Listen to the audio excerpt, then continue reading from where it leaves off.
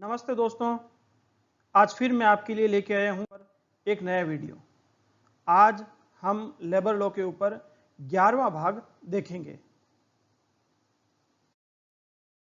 Labour law के ऊपर बता दूं कि अभी इन दिनों में इंडस्ट्रियल डिस्प्यूट एक्ट 1947 चल रहा है,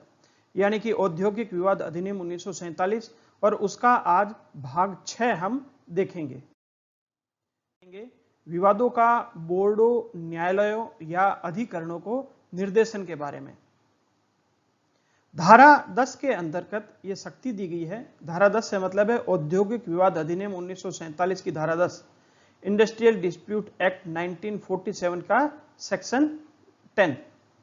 यह कहता है विवादों को बोर्डों, न्यायालयों या अधिकरणों को निर्देशन करने की शक्ति देती है। सबसे पहले इस धारा का परिचय देखते हैं।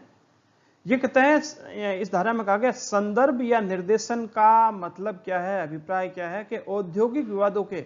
न्याय निर्णय हेतु न्यायालयों में निर्देशन प्रस्तुत करने के लिए समुचित सरकार को प्राधिकृत किया गया है। समुचित सरकार, एप्रोप्रिएट गवर्नमेंट, जिसकी परिभाषा हम धारा 2A में देख चुके हैं,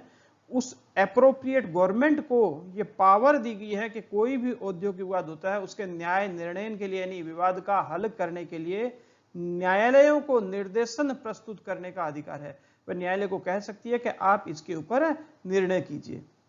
औद्योगिक विवादों का निर्देशन न केवल श्रम न्यायालय यानी कि लेबर कोर्ट में न सिर्फ करवाया जा सकता है, बल्कि औद्योगिक अधिकरण को भी प्रस्तुत किया जा सकता है, इंडस्ट्रियल ट्रिब्यूनल को भी प्रस्तुत किया जा सकता है। और साथ ही साथ इस धारा में यह भी बताया गया है कि ऐसा करने की शक्ति सुलह या समझौता कार्यवाही के लिए भी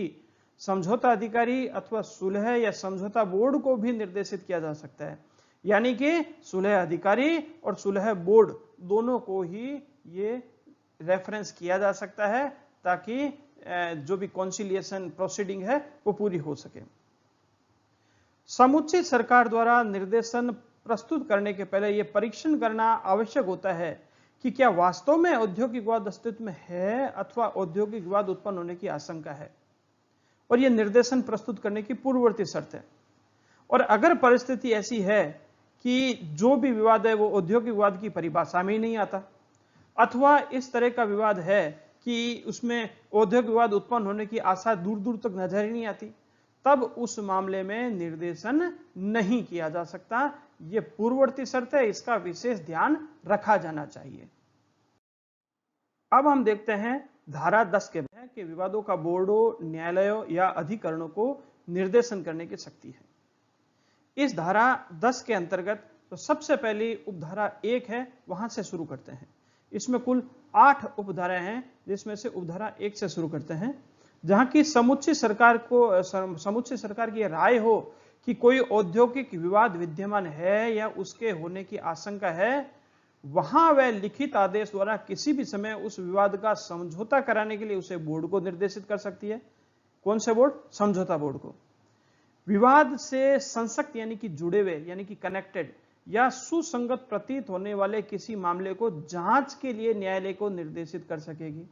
विवाद से जुड़े हुए सुसंगत प्रतीत होने वाले किसी मामले को, यानी पूरे विवाद को ही न्यायालय को भेजे जरूरी नहीं है, विवाद से संबंधित किसी उससे जुड़े हुए किसी मामले को भी न्यायालय को निर्देशित करने की शक्ति इसमें दी गई है। विवाद को या विवाद से संसक्त यानी कि जुड़े हुए, कनेक्टेड या सुसंगत प्रतीत होने वाले किसी मामले को, यदि वह किसी विषय के संबंध में हो जो द्वितीय अनुसूची में निर्दिष्ट है, न्याय निर्णय के लिए किसी श्रम न्यायालय को निर्देशित कर सकेगी। तो लेबर कोर्ट को कौन सा मामला जाएगा? ऐसा मामला जाएगा जो कि इंडस्ट्रियल डिस्प्यूट एक्ट के अंतर्गत जो अनुसूची दी गई है, जो टेबल दी गई है, उसमें जो दूसरे नंबर अनुसूची है, दूसरी अनुसूची में जो जो मामले गिनाए गए हैं, उनके अंतर्गत जो जो मामले आते हैं उन्हें श्रम न्यायालय को निर्देशित करने की शक्ति दी गई है। किसे दी गई है? समुचित सरकार को दी गई है कि वह अगर चाहे तो उसे निर्देशित कर सकती है और इस तरह से यह शक्ति का प्रयोग कर सकती है। इसी तरह से घ के अंदर दिया गया विवाद को या विवाद के संसक्त यानी कि जुड़े हुए या सुसंगत प्रतीत होने वाले किसी मामले को, चाहे वह द्वितीय अनुसूची का हो चाहे तृतीय अनुसूची में निर्दिष्ट किसी विषय के संबंध में न्याय निर्णय के लिए अधिकरण को निर्देशित करने की शक्ति है। इस तरह से हम देखेंगे लेबर कोर्ट की शक्तियां केवल अनुसूची 2 के विषय तक है, लेकिन इंडस्ट्रियल ट्रिब्यूनल की पावर अनुसूची 2 और अनुसूची 3 दोनों तक है। अब जहां अनुसूची 2 के मामले हैं, समूची सरकार उसे अगर चाहे तब तो लेबर कोर्ट में भेज सकती है अगर जल्दी सुनवाई चाहती है, लेकिन अगर उसमें देखती है कि कोई राष्ट्रीय महत्व का विषय है तब उसे किसी ट्रिब्यूनल को भी भेज सकती है। इस तरह से यह धारा 10 की उपधारा 1 के अंतर्गत हम देखा कि समूची सरकार का राय यानी उसका ओपिनियन होना चाहिए कि औद्योगिक विवाद विद्यमान है या होने की आशंका है, तभी वो इस शक्तियों का प्रयोग करेगी। लेकिन अगर औद्योगिक विवाद विद्यमान ही नहीं है या होने की आशंका ही नहीं है तो इस धारा की शक्तियों का प्रयोग किया ही नहीं जा सकता। और इस धारा के अंतर्गत विवाद को कॉन्सिलिएशन बोर्ड के सामने भेजा जा सकता है, सेटलमेंट के लिए भेजा जा सकता है।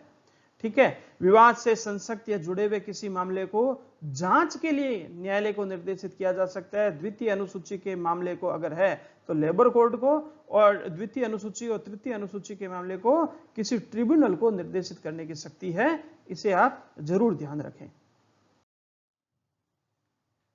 अंतर्गत हमने देखा कि समुचित सरकार के पास में ये शक्ति है कि समुचित सरकार कुछ मामलों को निर्देशन के लिए दे सकती है, लेकिन उसके साथ कुछ परंतु जुड़े हुए हैं, वे भी हमें देखने होंगे। परंतु यह है, सबसे पहला है कि जहां की विवाद तृतीय अनुसूची में विनिर्दिष्ट किसी के विषय के संबंध में हो, उससे 100 से अधिक कर्मचारियों पर प्रभाव पड़ना संभव न हो, वहां यदि समुचित सरकार ठीक समझे तो वह खंड गय के अधीन श्रम न्यायालय को निर्देशित कर सकेगी। यानी कि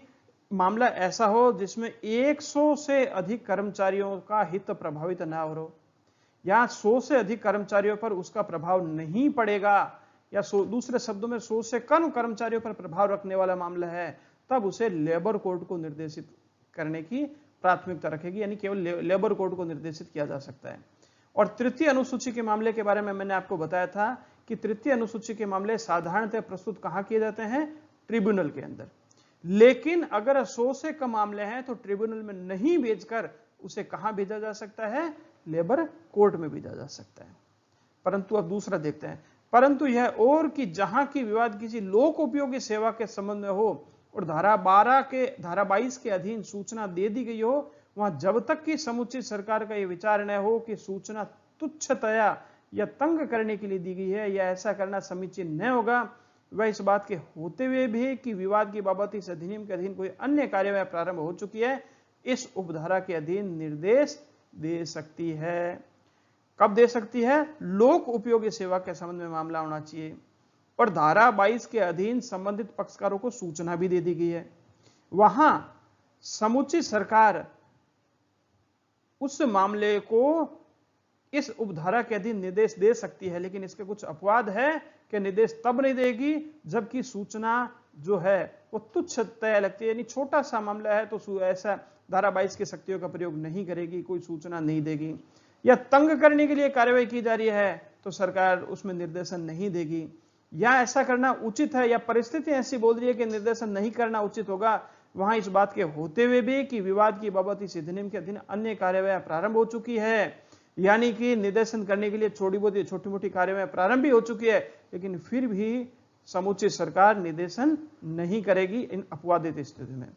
परंतु यह और कि जहां विवाद ऐसा है कि उसके संबंध में केंद्रीय सरकार समुचित सरकार है, वहां वह सरकार विवाद को राज्य सरकार द्वारा गठित यथास्थिति श्रम न्यायालय या औद्योगिकरण को निर्देश करने के लिए सक्षम होगी। औद्योगिक अधिकरण किसका है? राज्य सरकार के द्वारा गठित है, और समुचित सरकार केंद्र सरकार है, तब भी केंद्र सरकार उस मामले को राज्य सरकार को निर्देशित करने की शक्ति रखेगी। इस बात को भी ध्यान में रखना है। न्यायालयों या अधिकरणों को निर्देश, विवादों का बोर्डों, न्यायालयों या अधिकरणों को निर्देश। जहां की केंद्रीय सरकार की राय हो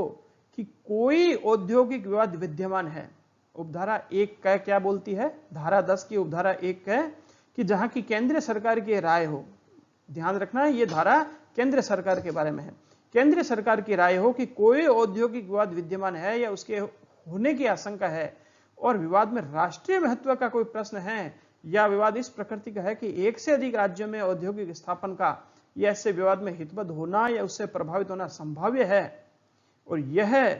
कि विवाद राष्ट्रीय अधिकरण द्वारा न्याय निर्णित होना चाहिए, वहां केंद्र सरकार चाहे वे उस विवाद के संबंध में समुचित सरकार हो या न हो, विवाद को या विवाद से संसक्त या सुसंगत प्रतीत होने वाले मामले को, चाहे वह द्वितीय अनुसूची में हो चाहे तृतीय अनुसूची में हो, विनिर्दिष्ट किसी विषय के संबंध में हो, न्याय निर्णय के लिए लिखित आदेश द्वारा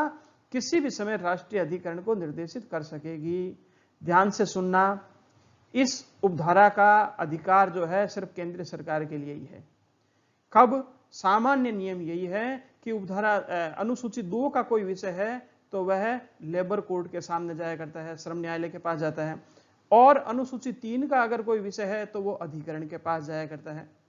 इसी तरह से समुचित सरकार केंद्र सरकार हो तो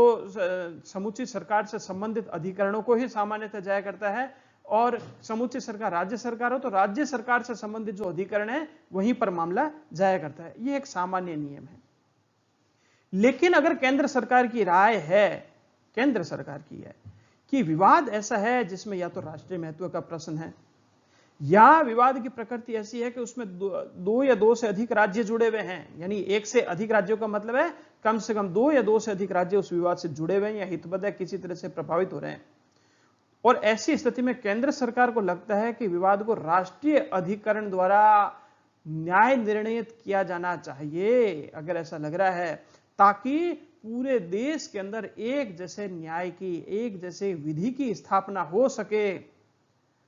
तो ऐसे विवाद को केंद्र सरकार राष्ट्रीय अधिकरण के द्वारा न्याय निर्णय करवा सकती है, भले ही ऐसा मामला अनुसूची 2 का हो चाहे 3 का हो। मैंने आपको पहले बताया अनुसूची 2 के मामले जो है वो अधिकरण के पास नहीं आते, श्रम न्यायालय के पास आते हैं, लेकिन अगर राष्ट्रीय महत्व का विषय हो गया तो उसमें अनुसूची 2 के विषय को भी राष्ट्रीय अधिकरण को सौंपा जा सकेगा, और अनुसूची 3 के विषय को तो केंद्र सरकार वैसे भी राष्ट्रीय अधिकरण को सौंप ही सकती है, ये उसकी पावर तो है ही है, इसको तो हम जानते ही हैं। अब हम देखेंगे विवादों का बोर्डों, न्यायालयों या अधिकरणों को निर्देशन। उसमें देखेंगे धारा 10 की उपधारा 2 और 2 क दोनों देखेंगे, जहां की औद्योगिक विवाद के पक्षकार विवाद का निर्देश बोर्ड, न्यायालय, श्रम न्यायालय, अधिकरण या राष्ट्रीय अधिकरण को किए जाने के लिए विहित रीति से चाहे संयुक्ततः चाहे पृथकतः आवेदन करते हैं, वहां यदि समुचित सरकार का समाधान हो जाता है कि आवेदन करने वाला व्यक्ति हर एक पक्षकार की बहुत संख्या का प्रतिनिधित्व करते हैं, तो वह तदनुसार निर्देश करेगी। धारा 10 की उपधारा 2 क्या कहती है कि औद्योगिक विवाद के पक्षकार, औद्योगिक विवाद के पक्षकार कौन होते हैं हम पहले ही देख चुके हैं। एक तरफ तो इसमें नियोजक होंगे और दूसरे पक्षकार उसमें कर्मकार की तरफ से भी हो सकते हैं। ऐसा भी हो सकता है कि मामला 2 नियोजकों के बीच का, और ऐसा भी हो सकता है मामला 2 कर्मकारों के बीच का हो। तो जो भी पक्षकार है, विवाद का निर्देश समुचित सरकार करेगी। विवाद का निर्देश किसको करेगी? बोर्ड, न्यायालय, श्रम न्यायालय, अधिकरण या राष्ट्रीय अधिकरण को किए जाने के लिए अगर विहित रीति से, एक औपचारिक प्रक्रिया से, किसी भी प्रक्रिया से संयुक्ततः चाहे पृथकतः आवेदन करते हैं, दोनों ही पक्षकार मिलकर संयुक्ततः किया, उन्होंने एक ही एप्लीकेशन के अंतर्गत प्रार्थना करते हुए प्रार्थना करी, या दोनों ने अलग अलग एप्लीकेशन लगाई और समुचित सरकार से कहा कि इस विवाद का निर्देशन करें, और समुचित सरकार का समाधान हो जाता है कि आवेदन करने वाला हर एक व्यक्ति की बहुत संख्या का प्रतिनिधित्व करता है, तो ऐसी स्थिति में दोनों पक्षकारों की इच्छा अनुसार सरकार, समुचित सरकार उस मामले का निर्देशन कर सकेगी। अब देखते हैं उपधारा 2 क। इस धारा के अधीन श्रम न्यायालय, अधिकरण या राष्ट्रीय अधिकरण को किसी औद्योगिक विवाद को निर्देशित करने वाले आदेश में वह कालावधि निर्दिष्ट की जाएगी जिसके भीतर ऐसा श्रम न्यायालय, अधिकरण या राष्ट्रीयकरण इस विवाद के संबंध में अपना अधिनिर्णय समुचित सरकार को प्रस्तुत करेगा। सबसे इंपॉर्टेंट बात है कि श्रम न्यायालय, अधिकरण या राष्ट्रीय अधिकरण को किसी औद्योगिक विवाद को निर्देशित करने वाले आदेश में एक ड्यूरेशन देगी, एक अवधि देगी, एक समयावधि देगी, जिसके भीतर श्रम न्यायालय, अधिकरण या राष्ट्रीय अधिकरण को विवाद को हल करना है। और यह अवधि कौन देगी? समुचित सरकार देगी। इस बात का भी अवश्य ध्यान रखा जाना चाहिए। तो हमने अभी उपधारा 2A में देखा कि समुचित सरकार जब निर्देशन करेगी तो वह कुछ एक कालावधि निर्धारित करेगी कि उस कालावधि में ही जो है जहां तक हो सके निर्णय किया जाना चाहिए, लेकिन उसमें कुछ परंतु है, कुछ प्रोवाइडेड है, उसे भी हमें ध्यान रखना होगा। परंतु जहां ऐसा औद्योगिक वाद किसी व्यष्टिक कर्मकांड से संबंधित है, वहां ऐसी कालावधि 3 माह से अधिक नहीं होगी। व्यष्टिक का मतलब है व्यक्तिगत कर्मकांड, एक ही कर्मकांड से संबंधित है और विवाद है तो 3 महीने से अधिक की कालावधि नहीं होगी। समुचित सरकार के 3 महीने का या इससे कम अवधि का समय देगी कि इस अवधि के अंदर अंदर जो है मामले में अवार्ड या निर्णय जो भी है एडजुडिक्शन है वो दिया जाना है। परंतु यह और कि जहां किसी औद्योगिक विवाद के पक्षकार विहित रीति से चाहे संयुक्ततः या पृथकतः ऐसी कालावधि के विस्तार के लिए या अन्य कारण से श्रम न्यायालय अधिकरण या राष्ट्रीय अधिकरण को आवेदन करते हैं, और यदि ऐसे श्रम न्यायालय अधिकरण या राष्ट्रीय अधिकरण का पीठासीन अधिकारी ऐसी कालावधि का विस्तार करना आवश्यक या समीचीन समझता है तो वैसे कारणों सहित जो अभिलिखित किए जाएं ऐसी कालावधि का विस्तार ऐसी अतिरिक्त कालावधि के लिए कर सकेगा जो वह ठीक समझे। उपधारा 2A क्या बोलती है कि एक निश्चित कालावधि होगी, समयावधि होगी जिसमें मामले का निर्णय होना है, ऐसी सिफारिश समुचित सरकार कर सकेगी। साथ ही पहला परंतु कहता है कि व्यक्तिगत मामलों में ऐसी कालावधि 3 महीने की होगी, इससे ज्यादा हो नहीं सकती। यानी 3 महीने की अवधि के भीतर भीतर निर्णय करना है, ऐसी ही सिफारिश दी जाएगी। लेकिन इसके कुछ अपवाद और दिए गए हैं कि अगर जिस मामले का निर्देशन किया गया है, निर्देशन चाहे कहीं किया गया हो, चाहे वह श्रम न्यायालय में किया गया हो, किसी अधिकरण को किया गया हो, राष्ट्रीय अधिकरण को, किसी को भी निर्देशन किया गया हो, अगर दोनों ही पक्षकार उसमें लिख दें या उन दोनों पक्षकारों का प्रतिनिधित्व करने वाले अधिकतर सदस्य ऐसा लिखकर दे दे न्यायालय को और समुचित सरकार को कि साहब ये जो निर्णय है इतना जल्दी संभव नहीं है, तो ऐसी स्थिति में वो जो भी न्यायालय है, अधिकरण है या राष्ट्रीय अधिकरण है, उसका पीठासीन अधिकारी जो प्रेसाइडिंग ऑफिसर है वो उस कालावधि का विस्तार कर सकेगा। समुचित सरकार ने तो लिख के दिया 3 महीने का, लेकिन पीठासीन अधिकारी दोनों पक्षकारों की सहमति से उस अवधि में विस्तार कर सकेगा। कितना कर सकेगा? जितना वह उचित समझे उतना वह विस्तार कर सकेगा। उचित कैसे समझे? ये न्यायिक विवेक होगा। उस न्यायिक विवेक का प्रयोग करते हुए मामले की परिस्थितियों के आधार पर जितना उचित समझता है, जितना आवश्यक समझता है, उतना उसका विस्तार किया जा सकता है। परंतु यह और भी कि इस उपधारा में विनिर्दिष्ट किसी कालावधि की यदि कोई और संगणना करने में वह कालावधि जिसके लिए श्रम न्यायालय अधिकरण या राष्ट्रीय अधिकरण के समक्ष कार्यवाही के किसी सिविल न्यायालय के किसी व्यादेश या आदेश द्वारा रोक किया गया था, अब वर्जित की जाएगी। यानी कि जब सुनवाई चल रही थी उस बीच में अगर किसी सिविल न्यायालय ने उसके ऊपर कोई स्टे लगा दिया, कोई इंजेक्शन लगा दिया, कोई व्यादेश लगा दिया, तो उस कालावधि को निकाल कर शेष अवधि की गणना की जाएगी। परंतु यह और कि श्रम न्यायालय अधिकरण या राष्ट्रीय अधिकरण के समक्ष की कार्यवाहियां केवल इस आधार पर व्यापक यानी कि निरस्त नहीं हो जाएगी कि इस उपधारा के अधीन विनिर्दिष्ट कालावधि ऐसी कार्यवाहियों के पूरा होने के पूर्व समाप्त हो गई। लेकिन फिर भी यह कालावधि जो है एक निर्देशक तत्व है, एक गाइडलाइन के तौर पर है। लेकिन अगर इस कालावधि में निर्णय नहीं आ पाता, इस कालावधि के बाद में निर्णय आएगा तो उस निर्णय को भी दूषित नहीं समझा जाएगा और केवल इस कारण से उसको निरस्त नहीं किया जा सकता कि सब कालावधि के बाद में उस पर निर्णय सुनाया गया है। अन्य कोई आधार हो तो वह अवश्य उस निर्णय को अपास्त करने के यानी निरस्त करने का आधार हो सकेगा, लेकिन केवल और केवल यह आधार नहीं लिया जा सकता कि कालावधि के बाद में उस मामले के अंदर निर्णय आया। इस बात को ध्यान अवश्य रखें। धारा 10 की उपधारा 3 कहती है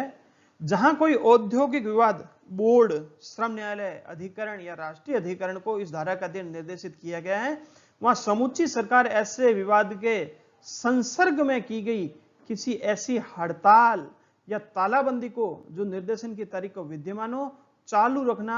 आदेश द्वारा प्रतिसिद्ध कर सकेगी। जैसे ही किसी मामले को समुचित सरकार निर्देशित कर जाएगी उस विवाद के ऊपर, उस मामले के ऊपर अब ना तो श्रमिक वर्ग हड़ताल कर सकेगा और ना ही नियोजक वर्ग उस मुद्दे के ऊपर तालाबंदी कर सकेगा, क्योंकि हड़ताल और तालाबंदी ऐसी स्थिति के अंदर उस निर्देशन के अंतर्गत जो कार्यवाही की जा रही है उसको प्रभावित कर सकता है। जब तक कि अब निर्णय नहीं आ जाता निर्देशन के आधार पर, जिस अधिकरण या न्यायालय को या राष्ट्रीय अधिकरण को किया गया है वहां से कोई अंतिम निर्णय या अवार्ड नहीं आ जाता,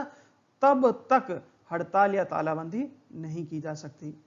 जहां की किसी औद्योगिक विवाद को श्रम न्यायालय, अधिकरण या राष्ट्रीय अधिकरण को इस धारा के अधीन निर्देशित करने वाले किसी आदेश में या किसी पश्चातवर्ती आदेश में समुचित सरकार ने न्याय निर्णय के लिए विवाद के प्रश्न विनिर्दिष्ट कर दिए हैं, वहां यथास्थिति श्रम न्यायालय या अधिकरण या राष्ट्रीय अधिकरण अपने न्याय निर्णय को उन प्रश्नों और उनसे आनुषंगिक विषयों तक ही सीमित रखेगा। इसका तात्पर्य यह है कि अगर समुचित सरकार ने निर्देशन के समय ही,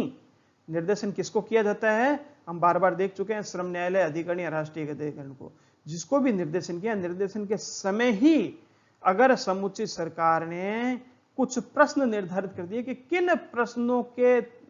हल किया जाना आवश्यक है, तो ऐसी स्थिति में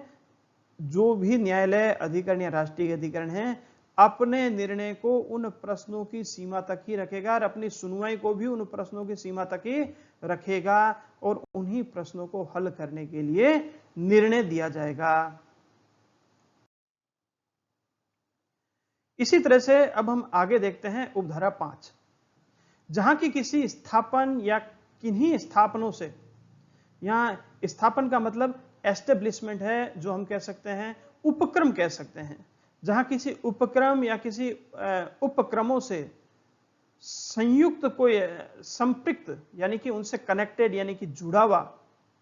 कोई विवाद श्रम न्यायालय, अधिकरण या राष्ट्रीय अधिकरण को इस धारा के अधीन निर्देशित किया गया है या किए जाने को और समुचित सरकार की राय या तो उसे इस निमित्त किए गए आवेदन पर या अन्यथा यह हो कि विवाद इस प्रकृति का है कि उसी प्रकार के किसी अन्य स्थापनों के समूह या वर्ग का ऐसे विवाद में हितबद्ध होना या उससे प्रभावित होना संभाव्य है, वहां समुचित सरकार निर्देश करते समय या उसके पश्चात किसी समय किंतु अधिनिर्णय निवेदित किए जाने से पूर्व इस निर्देश में ऐसे स्थापन, स्थापनों के समूह या वर्ग को सम्मिलित कर सकेगी, चाहे इसे सम्मिलित किए जाने के समय उस स्थापन, स्थापनों के समूह या वर्ग में कोई विवाद विद्यमान हो या न हो या उसके होने की आशंका हो या न हो। बैरक की जो भाषा है यानी कि जो मुख्य कानून की जो भाषा है बहुत ही कठिन और क्लिष्ट है। यहाँ हिंदी इतनी कठिन है कि इसमें से कोई भी अर्थ समझना एक साधारण विद्यार्थी के लिए काफी मुश्किल है, तो इसे आप सरल शब्दों में देखें। अगर कोई उपक्रम है, कोई एस्टेब्लिशमेंट है या कोई एस्टेब्लिशमेंट का एक ग्रुप है, कोई जुड़े हुए हैं, उनमें से किसी एक का मामला है, स्थापनों से संपर्क कोई भी विवाद, चाहे वो श्रम न्यायालय हो, अधिकरण हो या राष्ट्रीय अधिकरण को इस धारा का अधीन निर्देशित किया गया है और समुचित सरकार की राय है कि इस निमित्त जो भी आवेदन किया गया है और उसमें विवाद की प्रकृति ऐसी है कि अन्य स्थापन जो अभी तक औद्योगिक विवाद की कैटेगरी में आया ही नहीं है, यहां सरकार के पास में जिसका मामला ही नहीं आया है कि उसे निर्देशित किया जाए, तब भी समुचित सरकार को अगर लगता है कि इस उपक्रम के साथ अन्य उपक्रम के मामले भी जुड़े हुए हैं, तो अन्य उपक्रमों के मामलों को भी निर्देशित कर सकेगी, भले ही ऐसे मामले में ना तो औद्योगिक विवाद उत्पन्न हुआ हो, ना उत्पन्न होने की अभी फिलहाल कोई संभावना नजर आ रही हो। अब हम देखते हैं विवादों का निपटारे के लिए, निर्देशन के लिए जो उपधारा 6 और आगे के जो प्रावधान है उसके बारे में। उपधारा 6 कहती है कि जहां कोई भी निर्देश उपधारा 1 क के अधीन राष्ट्रीय अधिकरण को किया गया है, वहां इस अधिनियम में किसी बात के होते हुए भी किसी भी श्रम न्यायालय अधिकरण को किसी ऐसे मामले पर जो राष्ट्रीय अधिकरण के समक्ष न्याय निर्णय के निर्णित हो, न्याय निर्णय की अधिकारिता नहीं होगी। ध्यान से समझें, अगर किसी मामले को राष्ट्रीय अधिकरण को निर्देशित कर दिया गया है या किसी कारण से सुनवाई हो रही है, तो अब उसी इस अधिनियम के अधीन रहते हुए आगे के लिए कोई श्रम न्यायालय या अधिकरण ऐसे मामलों पर कोई सुनवाई नहीं करेगा और उनको किसी भी तरह की कोई भी अधिकारिता नहीं मिलेगी। ध्यान रखना, राष्ट्रीय अधिकरण जहां सुनवाई कर रहा है उस मामले पर किसी और अधिकरण या श्रम न्यायालय को कोई अधिकारिता नहीं होगी। और इस तरह कोई राष्ट्रीय अधिकरण के समक्ष न्याय निर्णय के अधीन का कोई मामला, यानी राष्ट्रीय अधिकरण के सामने न्याय निर्णय के लिए है वो मामला श्रम न्यायालय या अधिकरण के समक्ष की कार्यवाही में लंबित है, तो यथास्थिति श्रम न्यायालय या अधिकरण के समक्ष की कार्यवाही जहां तक कि वैसे मामले से संबद्ध है, राष्ट्रीय अधिकरण को ऐसे निर्देश पर अभिखंडित हो गई समझी जाएगी। यानी कि कोई मामला ऐसा है जो कि या तो श्रम न्यायालय या अधिकरण में पहले से चल रहा था, इसी दौरान वह राष्ट्रीय अधिकरण में पहुंच गया। कैसे पहुंच सकता है कि बहुत सारे उद्योगों का ग्रुप है, उनमें से किसी एक उद्योग ने उस मामले को राष्ट्रीय अधिकरण में पहुंचा दिया, बाकी ग्रुप जो है भले ही उससे डायरेक्ट कनेक्टेड ना हो, लेकिन उपधारा 5 क्या बोलती है कि जो कनेक्टेड मामले हैं उसको सबको समुचित सरकार निर्देशित कर सकती है। जो अन्य मामले थे, मान लो उनमें से कुछ मामले तो ऐसे थे जो कि श्रम न्यायालय या किसी स्थानीय अधिकरण में, राज्य के अधिकरण के अंदर सुनवाई चल रही है, लेकिन उसी विषय के ऊपर समुचित सरकार ने अगर केंद्र सरकार को मामले को निर्देशित कर दिया है, तो अब वह सभी मामले तब तक के लिए लंबित समझे जाएंगे या तब तक के लिए केंद्र सरकार को भेज दिए गए ऐसे समझे जाएंगे जब तक कि केंद्र सरकार उसके ऊपर कोई न्याय निर्णय ना दे दे। इसे भी ध्यान रखा जाना चाहिए। अब हम देखेंगे समुचित सरकार के लिए यह विधिपूर्ण नहीं होगा कि राष्ट्रीय अधिकरण के समक्ष न्याय निर्णय के अधीन का कोई मामला ऐसे मामले के संबंध में कार्यवाही के राष्ट्रीय अधिकरण के समक्ष लंबित रहने के दौरान न्याय निर्णय के लिए किसी श्रम न्यायालय या अधिकरण को निर्देशित करें। दूसरे शब्दों में कि अगर कोई मामले की सुनवाई राष्ट्रीय अधिकरण को चल रही है, तो उससे संबंधित कोई दूसरा मामला अगर उठता है तो अब उसे श्रम न्यायालय या किसी और अधिकरण को नहीं सौंपा जा सकता है, क्योंकि राष्ट्रीय अधिकरण में उससे संबंधित मामले की सुनवाई चल रही है। स्पष्टीकरण है, इस उपधारा में श्रम न्यायालय या अधिकरण के अंतर्गत कोई ऐसा न्यायालय या अधिकरण या अन्य प्राधिकारी आता है जो औद्योगिक विवादों के अन्वेषण परिनिर्धारण के संबंध में किसी भी राज्य में प्रवर्तित किसी विधि के अधीन गठित हो। यानी दूसरे शब्दों में यहां अधिकरण का मतलब है राज्य के द्वारा गठित अधिकरण। अब हम देखेंगे धारा 10 की उपधारा 7 के बारे में। धारा 10 की उपधारा 7 लिखती है कि जहां की कोई औद्योगिक विवाद जिसके संबंध में केंद्रीय सरकार समुचित सरकार नहीं है, राष्ट्रीय अधिकरण को उसे मामले को निर्देशित किया जाता है। समुचित सरकार केंद्र सरकार नहीं है, लेकिन फिर भी उस मामले को राष्ट्रीय अधिकरण को निर्देशित किया जाता है। कैसे किया जाता है मैं आपको पहले भी बता चुका हूं कि मामले से संसक्त या जुड़ा हुआ मामला कोई है, उसे भेजा गया तो उससे संबंधित मामले जो राज्य सरकार के श्रेणी में आते हैं या राज्य सरकार के दायरे में, राज्य सरकार उनमें समुचित सरकार थी, फिर भी वो किसी कारण से राष्ट्रीय अधिकरण में आ जाते हैं, ऐसे निर्देशित किए जाते हैं। वहां इस अधिनियम में किसी बात के होते हुए भी ऐसे विवाद के संबंध में धारा 15, धारा 17, धारा 19, धारा 33 के 33 ख और धारा 36 क में समुचित सरकार के प्रति किसी निर्देश का अर्थ यह लगाया जाएगा कि वह केंद्र सरकार के प्रति निर्देश है। अब उस मामले में समुचित सरकार केंद्र सरकार बन जाएगी, किंतु यथा पूर्वोक्त के और इस अधिनियम में जैसा अन्यथा अभिव्यक्त है उपबंधित है, उसके सिवाय इस विवाद के संबंध में समुचित सरकार के प्रति इस अधिनियम के किसी अन्य उपबंध में किसी निर्देश से राज्य सरकार के प्रति निर्देश अभिप्रेत होगा। यानी कि समुचित सरकार केंद्र सरकार होगी यदि किसी मामले की राष्ट्रीय अधिकरण में सुनवाई चल रही है और कुछ धाराएं हैं, धारा 15, 17, 19, 33 क और 36 क के अंतर्गत समुचित सरकार के निर्देश देने की शक्ति किसके पास आ जाएगी? केंद्र सरकार। लेकिन बाकी बचे हुए जितने ही मामले हैं उन सब में समुचित सरकार अब भी राज्य सरकार ही रहेगी, केंद्र सरकार के पास अभी भी शक्तियां नहीं आएगी। अब देखते हैं उपधारा 8 के बारे में। किसी औद्योगिक विवाद के संबंध में श्रम न्यायालय अधिकरण या राष्ट्रीय अधिकरण के समक्ष लंबित कार्यवाहियां इस आधार पर व्यपगत यानी कि लैप्स नहीं हो जाएगी कि किसी विवाद के पक्षकारों में से किसी एक पक्षकार को जो कर्मकार है मृत्यु हो गई, यानी किसी एक पक्षकार के मृत्यु से ही मामला खत्म नहीं हो जाएगा। और ऐसा श्रम न्यायालय अधिकरण या राष्ट्रीय अधिकरण ऐसे कार्यवाही को पूरा करेगा और अपना अधिनिर्णय समुचित सरकार को प्रस्तुत करेगा।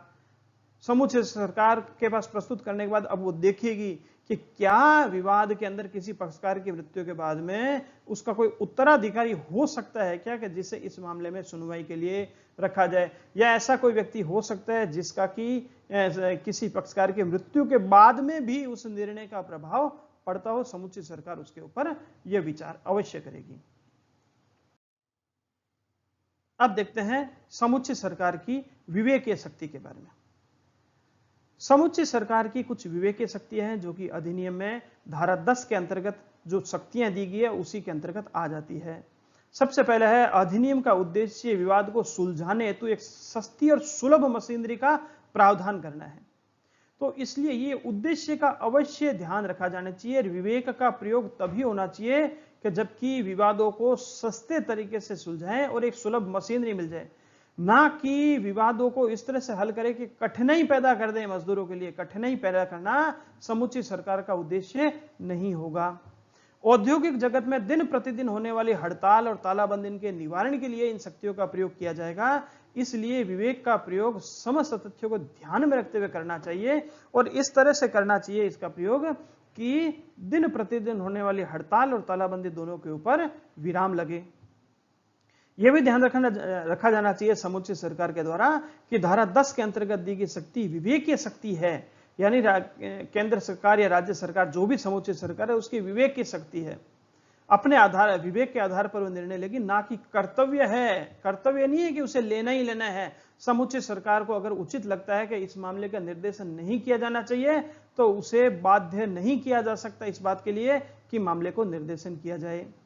इस धारा में किए गए निर्देशन एक प्रशासनिक कार्य है, न्यायिक कार्य नहीं है, और प्रशासनिक कार्य होने से उत्प्रेषण रिट सरकार के विरुद्ध जारी नहीं होगी, लेकिन निर्णय को सुधारा जरूर जा सकता है। समुचित सरकार को रिट पिटीशन द्वारा निर्देशन प्रस्तुत करने के लिए बाध्य नहीं किया जा सकता है। समुचित सरकार को कोई भी पक्षकार बाध्य नहीं कर सकता रिट लगाकर के निर्देशन करे ही करे सरकार, कारण सरकार की यह शक्ति विवेक की शक्ति है, सरकार का कोई कर्तव्य नहीं है। और यह बात निर्धारित की गई एएस प्रोडक्शन एजेंसीज बनाम औद्योगिक अधिकरण के मामले में। इसमें कहा गया कि अगर मामला सरकार की नजर में ऐसा है कि उसे निर्देशन करना आवश्यक ही नहीं है तो ऐसी स्थिति में समुचित सरकार निर्देशन के लिए प्रस्तुत ही नहीं करेगी। इसी के ऊपर कुछ मामले हैं, उनके ऊपर विचार करते हैं। एक केस है वीरेंद्र भंडारी बनाम राजस्थान परिवहन निगम 2002 का मामला है। इसमें कहा गया कि इस धारा, कौन सी धारा, धारा 10 का उद्देश्य औद्योगिक शांति स्थापित करना है, ना कि केवल मात्र विवादित पक्षकारों के बीच में न्याय निर्णय। ऐसा नहीं है कि विवाद में जब पक्षकारों के बीच में विवाद हो गया तो न्याय निर्णय करे ही करे, उनके पास दूसरे विकल्प भी हो सकते हैं, उनसे भी न्याय निर्णय करवा सकते हैं, लेकिन औद्योगिक शांति रखना उद्देश्य है और औद्योगिक शांति बनाए रखने के लिए ही समुचित सरकार मामले का निर्देशन करेगी और यह है उसकी विवेकीय शक्ति है, ना कि कर्तव्य है। कुलदीप सिंह बनाम इंस्ट्रूमेंट डिजाइन डेवलपमेंट तथा फर्टिलाइजर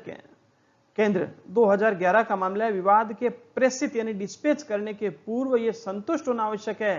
कि ऐसे विवाद में उद्योग, कर्मकार तथा औद्योगिक विवाद की समस्त विशेषताएं विद्यमान हो। कारण यह है कि यह अधिनियम किस पे लागू होता है, जहां औद्योगिक विवाद हो। औद्योगिक विवाद के साथ यह भी जरूरी है कि वह औद्योगिक विवाद किसी उद्योग से संबंधित कर्मकार या उद्योग से संबंधित नियोजकों के बीच में हो,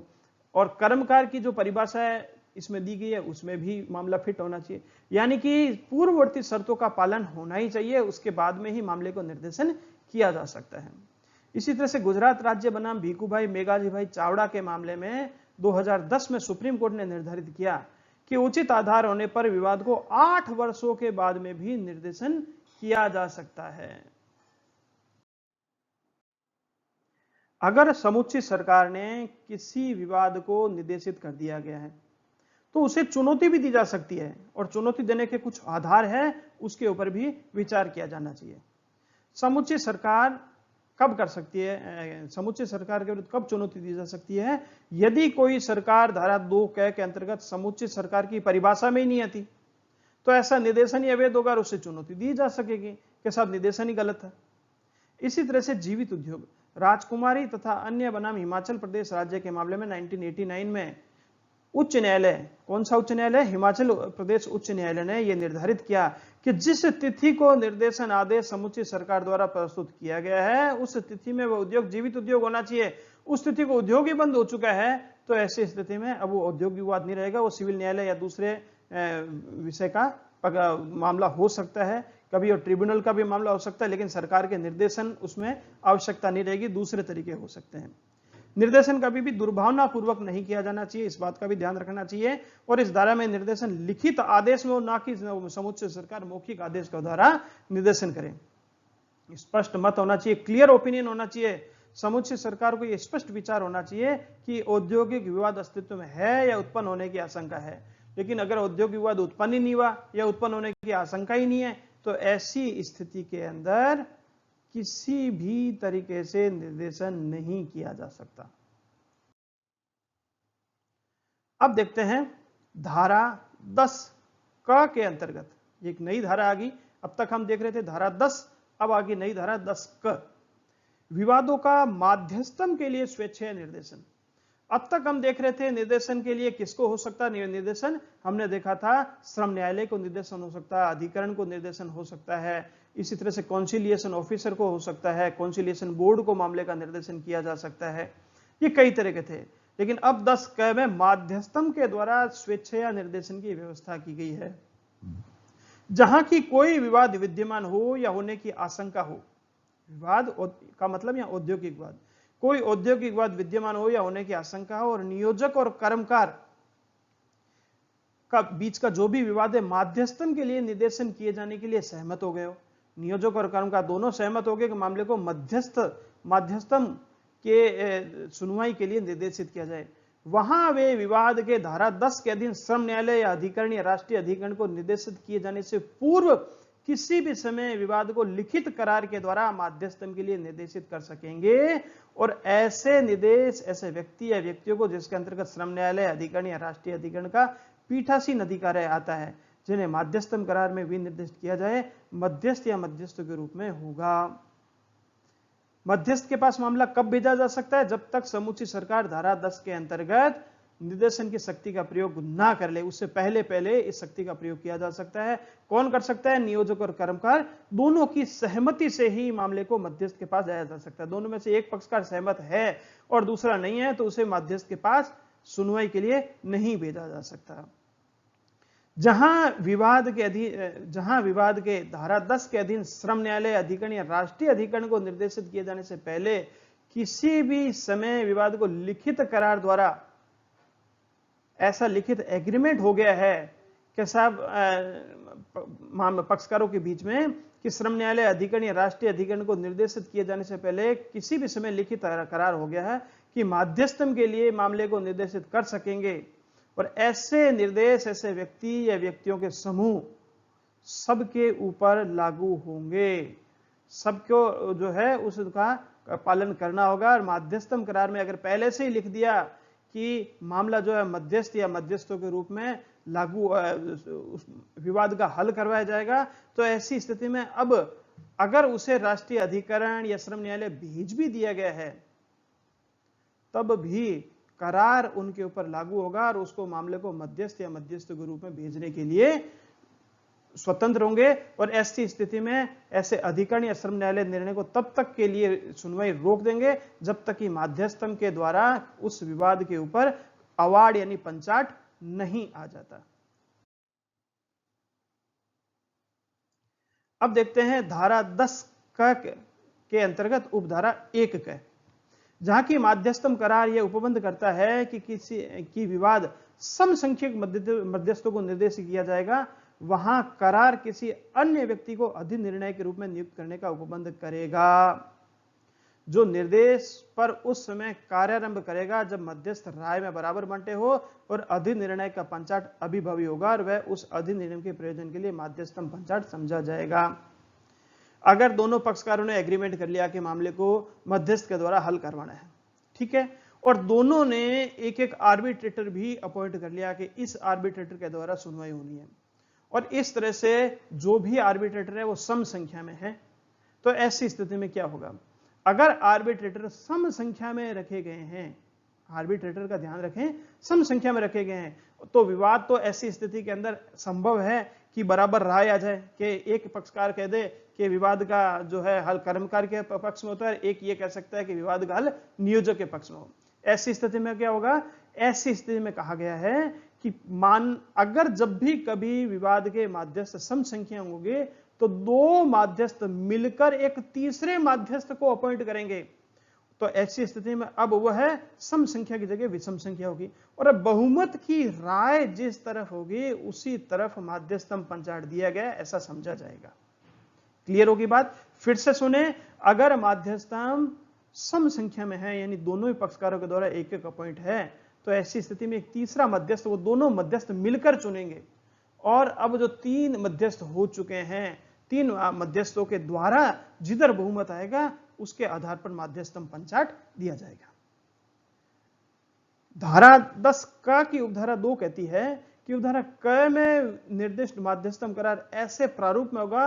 और उस पर उसके पक्षकार ऐसी रीति से हस्ताक्षर किए करेंगे जैसी विहित की जाए, जैसा दोनों पक्षकारों ने एग्रीमेंट कर लिया हो और जैसी न्यायालय की प्रथा और परंपराएं चल रही है उस आधार पर उसका जो है हल किया जाएगा, उसकी सुनवाई होगी और इसी आधार पर उस पर दोनों पक्षकारों के हस्ताक्षर करवाकर मध्यस्थम का जो अवार्ड होगा, जो पंचाट होगा, उसको लागू करवाने की प्रक्रिया शुरू की जाएगी। जब कभी भी धारा 10 क की धारा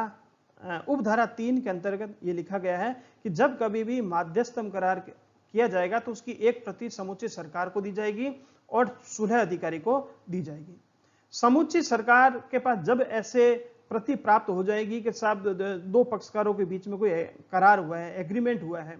कि उनके बीच में कभी भी विवाद उत्पन्न होगा तो वह मध्यस्थम के द्वारा हल करवाया जाएगा, तो समुचित सरकार उस करार की जो प्रति है, जो एग्रीमेंट की जो प्रति है, कॉपी है, उसको ले लेगी और शासकीय गजट में प्रकाशित कर देगी कि साहब इस उद्योग के अंदर जो भी कर्मकार और नियोजक है उनके बीच में एक एग्रीमेंट हो रखा है कि विवाद होने पर उसका हल मध्यस्थम के द्वारा करवाया जाएगा। उपधारा 3 क लिखती है कि जहां कोई औद्योगिक विवाद मध्यस्थम के लिए निर्देशित किया गया और समुचित सरकार का यह समाधान हो गया हो कि निर्देशन करने वाले व्यक्ति हर एक पक्षकार की बहुसंख्या का प्रतिनिधित्व करता है, वहां समुचित सरकार उपधारा 3 में विनिर्दिष्ट समय के भीतर ऐसी रीति से अधिसूचना निकाल सकेगी जैसी विहित की जाए, और जब ऐसी कोई अधिसूचना निकाली गई तब उन नियोजकों और कर्मकारों को जो मध्यस्थम करार के पक्षकार नहीं है किंतु विवाद से संपृक्त है, मध्यस्थ या मध्यस्थों के समक्ष अपना मामला उपस्थित करने का अवसर दिया जाएगा। अगर कभी भी कोई एग्रीमेंट हो गया हो, एग्रीमेंट किसके बीच में?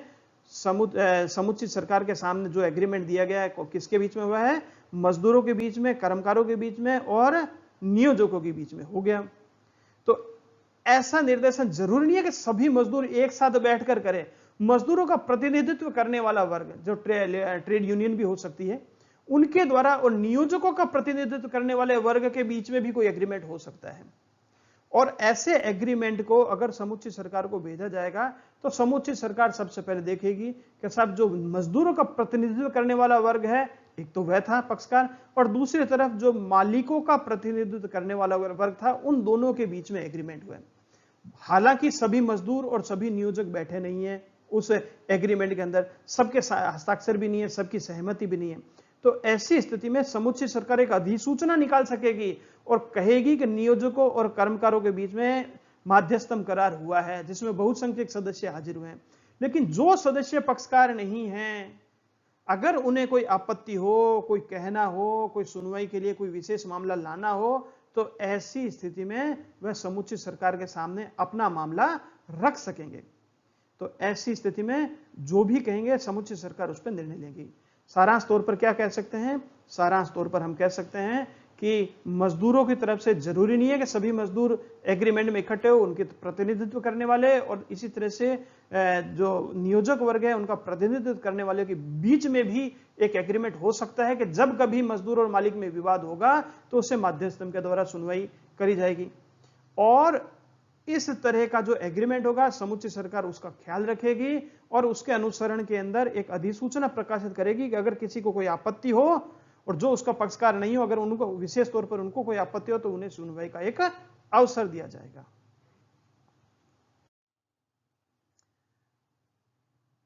अब हम देखते हैं विवादों को माध्यस्थम के लिए स्वेच्छा निर्देशन के संबंध में जो उपधारा 4 क और 5 में जो प्रावधान दिए गए हैं उनके बारे में। माध्यस्थम में विवाद का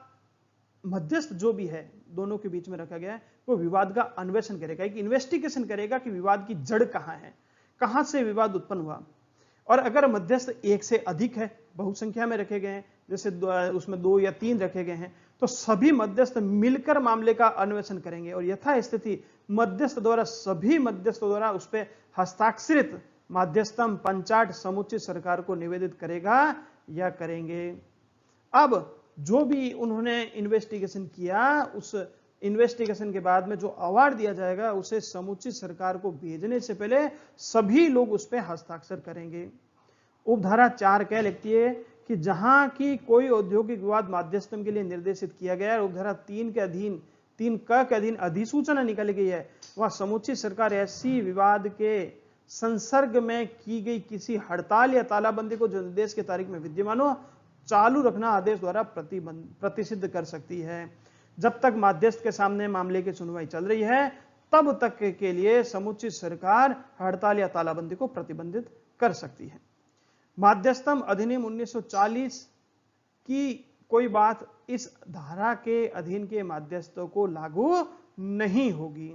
यह भी लिखा गया है। हालांकि आजकल मध्यस्थम अधिनियम 1996 अभी आ चुका है, लेकिन इसमें पुरानी बात लिखी गई है, लेकिन लिखना जरूरी था क्योंकि अधिनियम में लिखी गई है। कुछ महत्वपूर्ण बातें हैं, वह भी ध्यान रखनी है। यह महत्वपूर्ण बातें धारा 10 क के संबंध में है। इसमें लिखा गया है कि पंचाट की प्रकृति अर्ध न्यायिक है,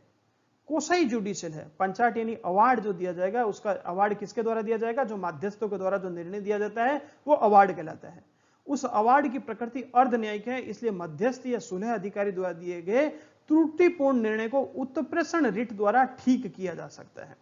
चूंकि ये एक अर्ध न्यायिक कार्य है और न्यायिक कार्य में तो उत्प्रेषण रिट लगती ही है, प्रशासनिक कार्य में उत्प्रेषण रिट नहीं लगाई जा सकती। TUC लिमिटेड बनाम लोगानाथन और अन्य के मामले में 1986 में उच्चतम न्यायालय ने निर्धारित किया कि धारा 10 क के अधीन नियुक्त जो विवाचक होगा, जो आर्बिट्रेटर होगा, यानी जो मध्यस्थ होगा, उसको धारा 11 क की शक्तियां प्राप्त होगी। धारा 11 क के बारे में हम बाद में पढ़ेंगे। करनाल लेदर कर्मचारी संगठन बनाम लिबर्टी फुटवेयर के मामले में 1990 में उच्चतम न्यायालय ने कहा कि निर्देशन को प्रस्तुत करने के बाद समुचित सरकार उसे न्याय निर्णय से पूर्व औद्योगिक अधिकरण को प्रस्तुत नहीं कर सकती। क्या कहा? करनाल लेदर कर्मचारी संगठन बनाम लिबर्टी फुटवेयर में सुप्रीम कोर्ट ने कहा कि समुचित सरकार ने अगर मध्यस्थ के पास में किसी मामले को सुनवाई के लिए भेज दिया गया है, तो अब जब तक मध्यस्थ उसके ऊपर न्याय निर्णय नहीं कर सकता तब तक उस मामले को औद्योगिक अधिकरण को आगे प्रस्तुत नहीं किया जा सकता।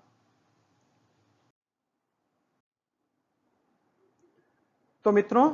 इस तरह से अभी आपने देखा लेबर लॉ यानी कि श्रमिक विधियों के ऊपर 11वां वीडियो लेक्चर और औद्योगिक विवाद अधिनियम 1947 के ऊपर 6ठा वीडियो लेक्चर।